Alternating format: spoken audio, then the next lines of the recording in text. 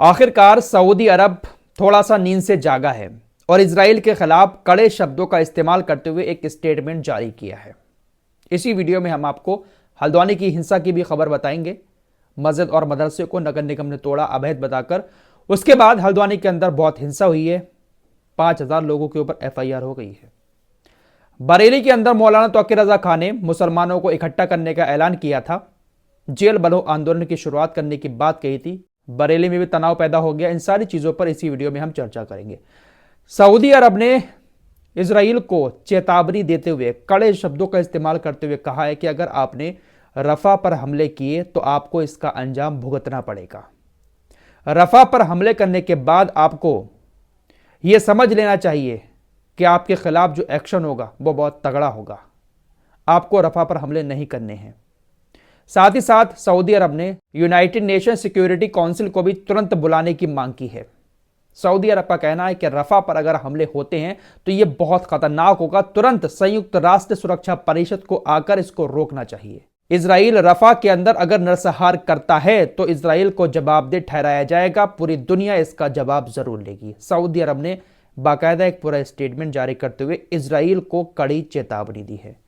लेकिन फिर वही बात आ जाती है, क्या यह चेतावनी वाकई में दिल से है या फिर ऊपरी दिखावा है और अंदर अंदर मामला इजराइलियों का और सऊदियों का सेट है। वॉल स्ट्रीट जर्नल की रिपोर्ट के मुताबिक मिस्र ने भी धमकी दे दी है इजराइल को कि अगर रफा पर ऑपरेशन करती है इजरायली सेना तो हम अपने सारे समझौते तोड़ देंगे इजराइल से और फिर हम इजराइल के खिलाफ अपनी सेना को उतार देंगे। बहुत सारे समझौते हैं, लेकिन यहां पर भी वही बात आ जाती है, क्या वाकई में मिस्र ऐसा करेगा या सिर्फ ऊपरी ऊपरी दिखावा है। जो बाइडेन ने भी इजराइल से कहा है कि आपने जो कानूनों का उल्लंघन इजराइल के अंदर किया है और अब आप रफा में जो कानूनों का उल्लंघन करने जा रहे हैं उस पूरे कानूनों के उल्लंघन की हमें रिपोर्ट चाहिए है। आप 45 दिन के अंदर हमें पूरी रिपोर्ट दें। अगर आप हमें अपने कानूनों के उल्लंघन की, यानी जो कानून इजराइल ने तोड़े हैं, उसकी रिपोर्ट जो बाइडेन को नहीं दी तो इजराइल अमेरिका का समर्थन खो देगा। पूरी दुनिया में यह बात चल रही है ना कि अमेरिका इजराइल को सपोर्ट कर रहा है, जबकि इजराइल गाजा के अंदर सारे नियम कानून की धज्जियां उड़ा रहा है। तो उन्हीं नियम कानूनों की धज्जियां उड़ाने वाले कामों की पूरी डिटेल जो बाइडेन ने इजराइल से मांगी है। लेकिन यहां पर भी वही बात आती है, यह सिर्फ और सिर्फ ढोंग है और दिखावा है। क्या जो बाइडेन को नहीं दिख रहा है गाजा के अंदर कैसा कैसा कत्लेआम इजराइल ने किया है? अभी भी हथियार लगातार अमेरिका इजराइल को दिए जा रहा है। ये मैं नहीं कह रहा हूं, बल्कि ईरान के विदेश मंत्री ने कहा है। ईरान के विदेश मंत्री का कहना है कि अमेरिका ने रत्ती भर भी कमी नहीं की है इजराइल को हथियार देने में। जितने हथियार वो शुरू से देता चला आ रहा था, आज भी उतने ही हथियार इजराइल को दे रहा है।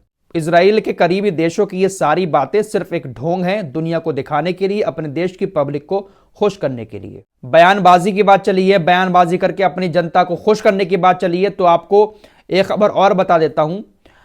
गाजा के अंदर इजराइल की जो रिजर्व सेना है, उस सेना के ब्रिगेडियर जनरल इत्जाक ब्रिक ने बताया कि नेतन्याहू लगभग रोजाना बयान देते हैं जो किसी भी सच्चाई से पूरी तरह से हटके है। और नेतन्याहू रोजाना सामने आकर ये जो बड़े बड़े बयान देते हैं कि हम ऐसा कर देंगे वैसा कर देंगे, इन बयानों में नेसेट के मेंबर भी शामिल होते हैं और जो मंत्री हैं वो भी शामिल होते हैं। नेतन्याहू ये जो बड़े बड़े बयान देते हैं वो बयान सिर्फ और सिर्फ लहसुन के छिलके के बराबर होते हैं। ये बात कोई ऐसा वैसा आदमी नहीं कह रहा है, बल्कि रिजर्व सेना का जनरल ब्रिगेडियर ये बात कह रहा है।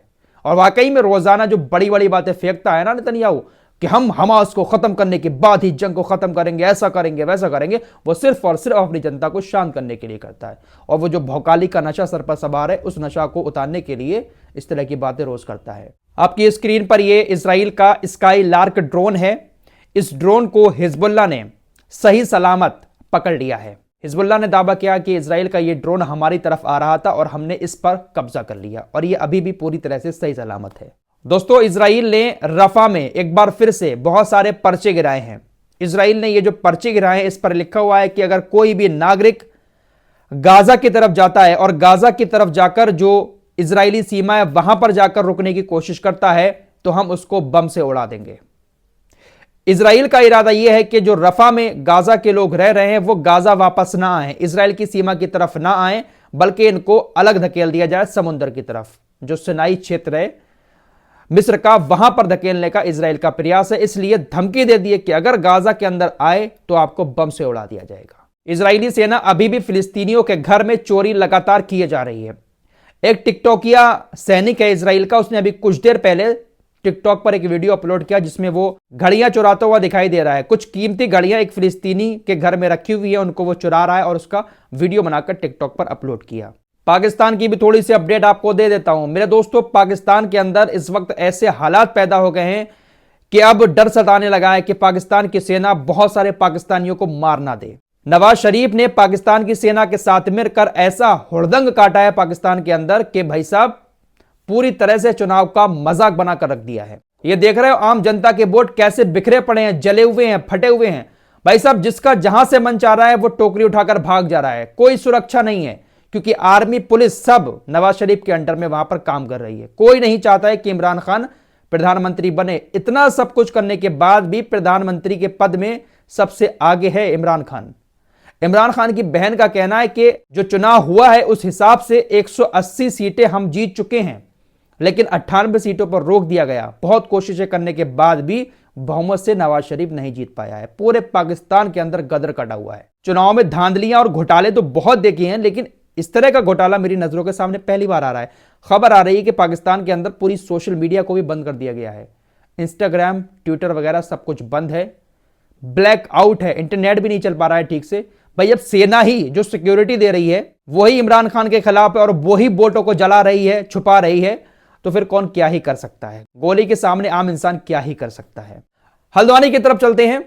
हल्द्वानी के अंदर जो हिंसा हुई थी उस हिंसा में अब तक 5000 लोगों के ऊपर एफआईआर दर्ज हुई है। 5000 अज्ञात लोगों के खिलाफ एफआईआर दर्ज हुई है, जबकि 19 नामजद लोगों के खिलाफ एफआईआर दर्ज हुई है। सरकार ने ऐलान कर दिया है कि जो लोग इसके आरोपी हैं उन सभी के ऊपर एनएसए लगाया जाएगा। इस घटना से संबंधित 50 से ज्यादा लोगों को पुलिस ने हिरासत में ले भी लिया है। पुलिस की नजर में जो भी आरोपी होंगे उनके ऊपर रासुका के तहत कार्रवाई की जाएगी, ये ऐलान साफ कर दिया है। फिलहाल क्षेत्र में अभी भी कर्फ्यू लगा हुआ है। बहुत बड़े लेवल पर सुरक्षा के इंतजाम हल्द्वानी के अंदर कर दिए गए हैं। फिलहाल बरेली की खबर भी आपको बता देता हूं। मौलाना तौकीर रजा ने ऐलान किया था जेल भरो आंदोलन का। कल इस्लामिया ग्राउंड में उन्होंने बहुत सारे मुसलमानों को इकट्ठा होने के लिए कहा। बहुत सारे मुसलमान पहुंच भी गए वहां पर। मौलाना तौकीर रजा ये कह रहे थे कि आप हमें गिरफ्तार करके जेल में डालो। बहुत ज्यादा बात बढ़ गई थी, फिर उसके बाद पब्लिक को तितर बितर किया गया। लेकिन कल पूरी बरेली के अंदर इस घटना के बाद तनाव बहुत ज्यादा बढ़ा हुआ नजर आया। मौलाना तौकीर रजा का कहना है कि ज्ञान वापी के परिसर में जो पूजा करने की इजाजत दी है उसकी वजह से हम नाराज हैं और हम चाहते हैं कि आप हमारी गिरफ्तारी करो, हम सब मुसलमानों को पकड़ के जेल के अंदर डालो। इसी मांग के साथ उन्होंने कल इकट्ठा होने का ऐलान किया था। फिलहाल कल काफी तनावपूर्ण माहौल था, लेकिन अब शांति है। मिलते हैं एक और नई रिपोर्ट के साथ, तब तक के लिए अपना ख्याल रखिए। अल्लाह हाफिज।